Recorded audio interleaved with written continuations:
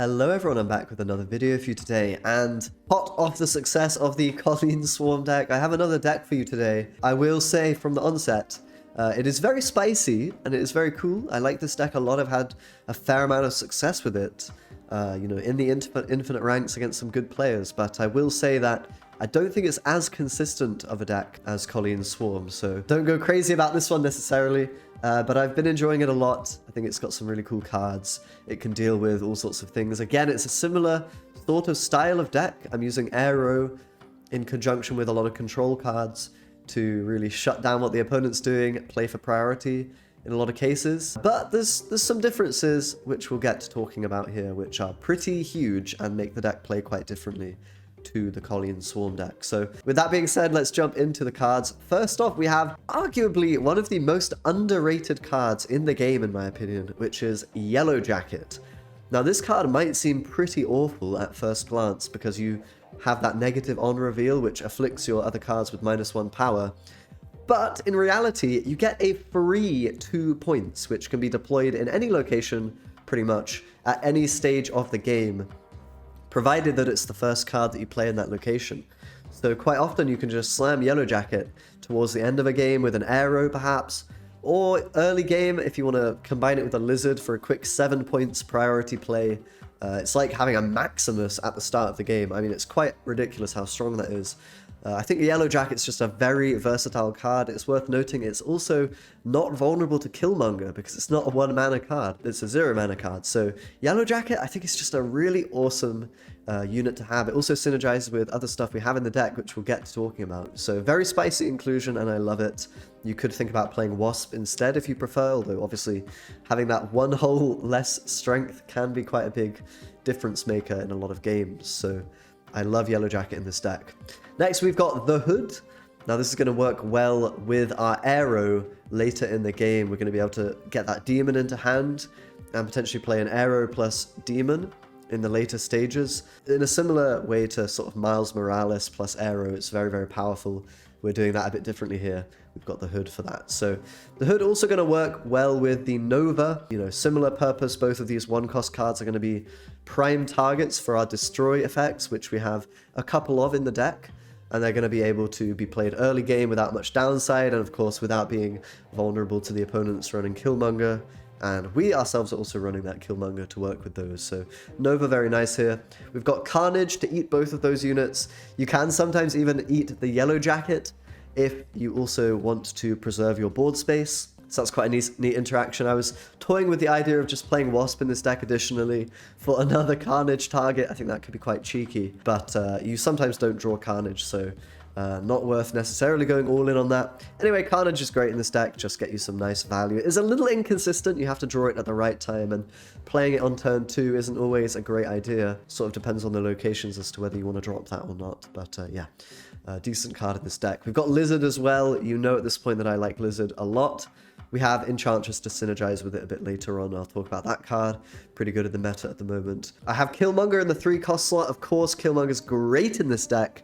We can shut down many, many things from opponents. Thanos, whatever it might be.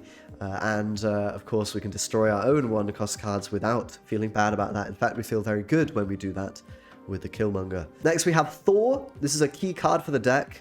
I wouldn't recommend replacing it for this version.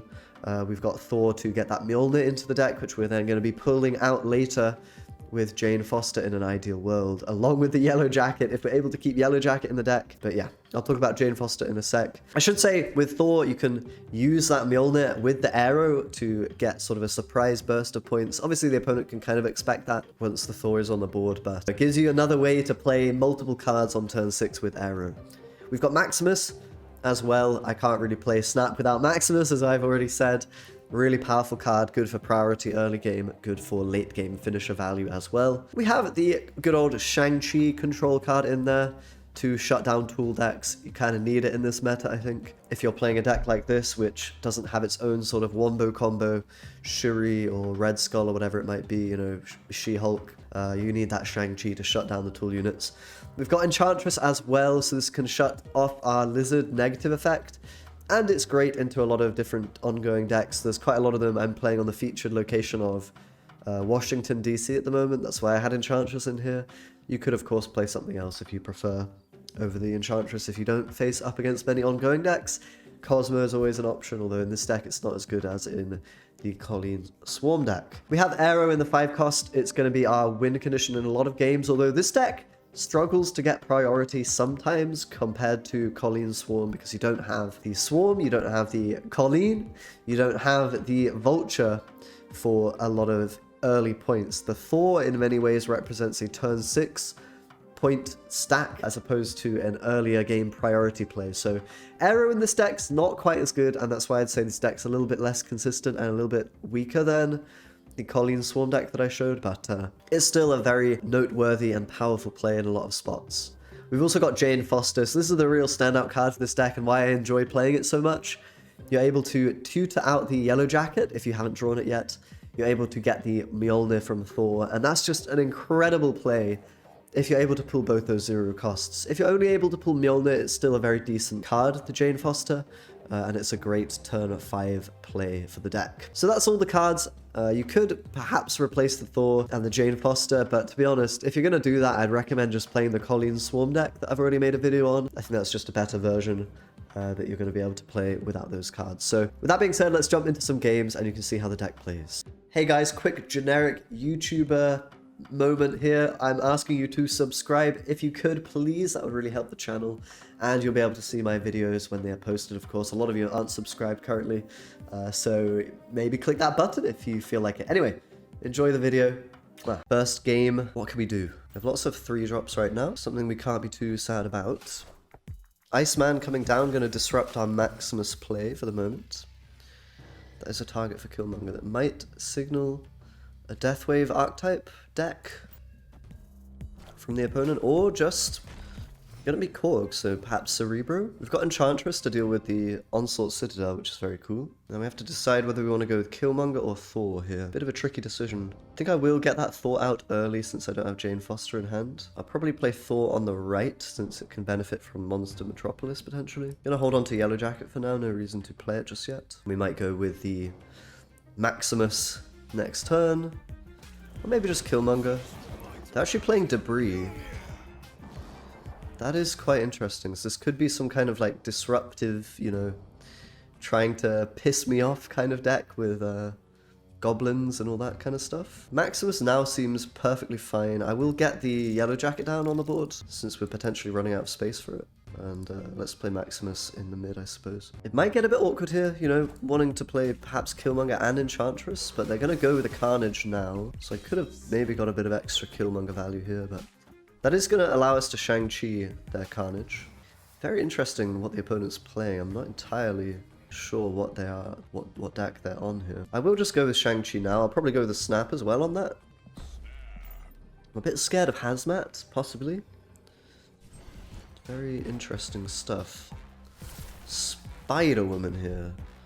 Did that come from some random effect? No, it didn't. Very random card. This could be someone leveling up their collection, or it could be a bot, perhaps. So I can just go with pretty simple Mjolnir here to take the right. So probably the safest line of play is just to go with the Killmonger. Maybe we could go Aero if we want to disrupt ongoings or whatever. There's also Enchantress to, you know, really disrupt the ongoings if we're worried about that coming in, like a claw or something random, I don't know. Killing their units, it's probably good, right? It's probably good. We can also get that little Mjolnir extra buff there. Let's end the turn. We should be winning. See what they go for here. Just a Hobgoblin, so maybe it was some kind of Disrupto deck, I don't know. I'm not sure this is a bot, but I guess the Spider-Woman does also give negative strength, although I'm not sure what the point of that exactly is, but I'm going to take a nice little win there with our Killmonger combo. Alright, what have we got? We've got Yellowjacket, Nova, and a turn 7 this game. Oh boy. I've been here before, I know what this means. Let's throw the Nova into the middle, see if we can get anything done here. The Mindscape on turn 6. Oh brother, this is going to be a wacky game. It'll be a Quinjet and a Thanos deck. I could have checked that. I should have checked that already. Probably makes sense to check if it's Thanos or not. We've got Killmonger in hand though. That's really good news. That is really good news. So do we want to play the Thor? The Thor potentially bricks up my future draws in some way. Let's just play Thor over in the right location here. Gonna hold on to Yellowjacket, hopefully for a bit of surprise value. I mean, Yellowjacket as a card is just so nice. I love it. One of my favorite cards in the game, actually, and one of the most underrated as well, I think. Okay, Reality Stone is coming on to that location. And Dream Dimension, a pretty interesting one. I think I would like to go ahead. Well, we know the limbo is always probably in effect here. So I think I would like to go ahead now and play Maximus, probably in the mid. There's an argument not to play it mid in case of Carnage, but yeah, okay, for that reason I'll go in the left actually with the Yellowjacket. I suppose there was an argument to play Enchantress here, actually, just to be more mana efficient, but I don't think that should be a huge problem.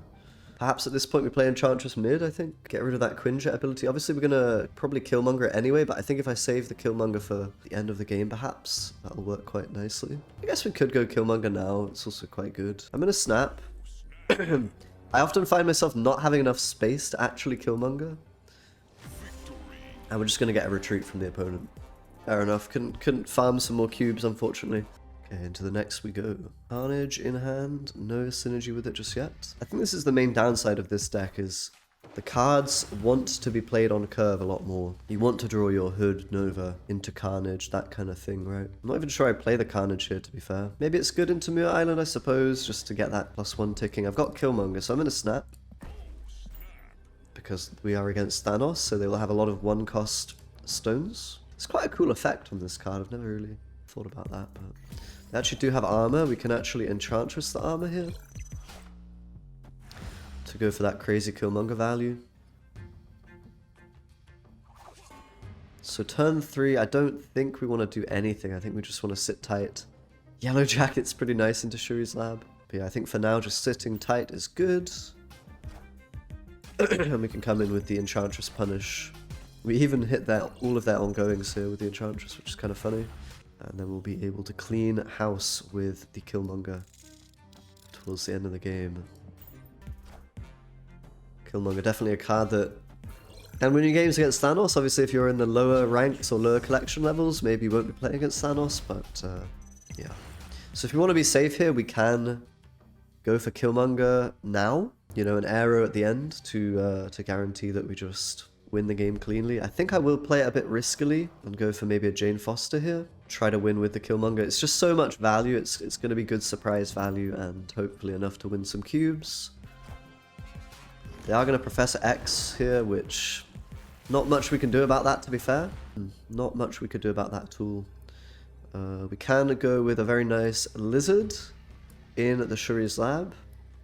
As long as we beat like a Magneto play here, I think we're good. Destroyer in the mid could be a problem, so perhaps we want to rethink and actually do this. But then Destroyer right also gets us. Oh god, not the Destroyer.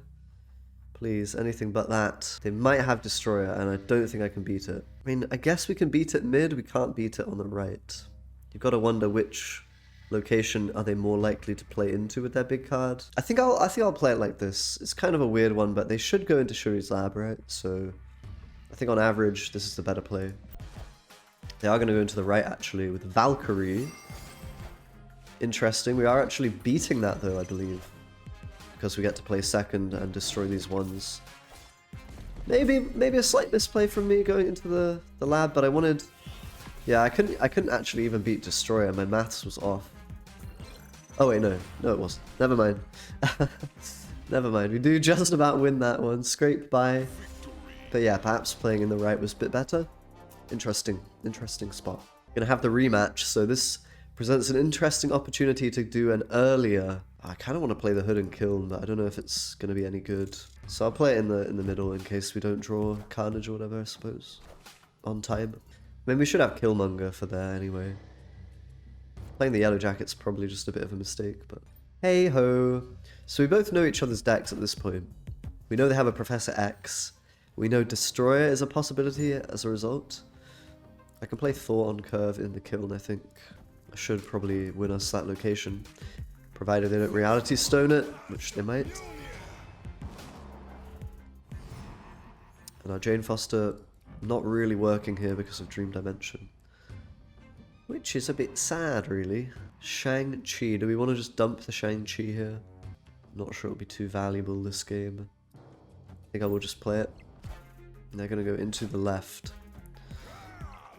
I could probably go for a bluff snap here. We've basically won the kiln with Killmonger being a card. So the opponent will maybe just retreat on that. And we have a decent Carnage play here. Into an Aero. I mean, I don't know. We're not really winning, so this is sort of a bluff snap, hoping they retreat. And there, we're going to get it through. Very nice. Here we go then. Turn 1 Hood. I like to see that. We are also drawing Nova, thanks to Hell's Kitchen. Let's go and play that in the left for now. One downside of the Hood is it isn't great for priority, which is part of the reason why I'm not running Cosmo in this deck. We're also very vulnerable to armor, which I'm sure I've already mentioned in this video, but yeah, we're going to get Scorpioned as well, which is a bit annoying. Scorpion, quite a good card. I haven't really been playing that recently. We can go with Yellowjacket Thor, I think, just to get some pressure in the mid. And really, we're just hoping to draw Carnage, Killmonger, maybe a Jane Foster. Killmonger would be amazing. We're facing, you know, all these one-cost cards. You've got to imagine that they play armor, perhaps, so pretty happy if we can dodge that. There's our Killmonger. I'm going to snap on that, and I think just go with... yeah, they're going to have to retreat against our Killmonger snap. Let's play one final game, shall we? Ooh, Shadowland. That's really good for us, provided there's no armor, as always. I'll play Nova here, and maybe even Yellowjacket Carnage could be a play. We do have priority, which is really nice. Yeah, we'll do Yellowjacket elsewhere. We can do Yellowjacket here and then Carnage get the +1 on Nova. That's really nice. Insane Yellowjacket value. Love to see that. They're just playing a Sentinel. So maybe a Dino deck, maybe a... well, we'll see, won't we? Do I even want to play Killmonger? It's barely worth it. I suppose we do. We'll play it over here. Just because of Atalan. If Atalan wasn't a thing, I probably would not play Mr. Fantastic. I could have given them a rock, apparently. Didn't really expect such a low value play from the opponent there. The Hood is now a bit questionable. We do want that 1-cost demon for later on, but we don't really have a good way to kill the Hood.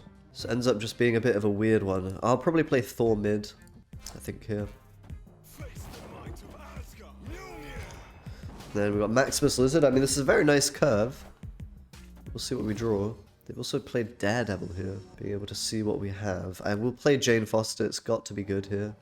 Even if they go Professor X mid, that's not a problem. Professor X on the right's a bit annoying, but it's also not too bad for us, I think. Hobgoblin would be honestly more annoying than a Professor X, I think. But yeah, not sure exactly what they're running here. It's a bit random. Mr. Fantastic Lizard. Could be a Galactus deck, I guess. They might be going for that. They're going to Professor X the left, go for Tiebreaker, okay. Well, in fairness, I don't have a lot of board space to work with here, which is kind of awkward. But I have very decent play here. We've got Lizard, Maximus, Demon, I think, is the line. I'm not even going to play into Shang-Chi. They know I have the hammer. I always have the hammer here, but do we want to play the hammer? I suppose maybe we do. I suppose maybe it's better than the Lizard. If they have a Shang, I think we win anyway, so... yep, that's going to be another win. Probably could have gone with a snap a bit earlier there, because we were in a very nice spot with a good early game. But yeah, lots of retreats at these ranks. Thanks very much for watching, guys. Hope you enjoyed. Check out the video on screen right now. It's over there. It's over there. If you want more Marvel Snap content, subscribe as always, and I'll see you next time. Bye-bye.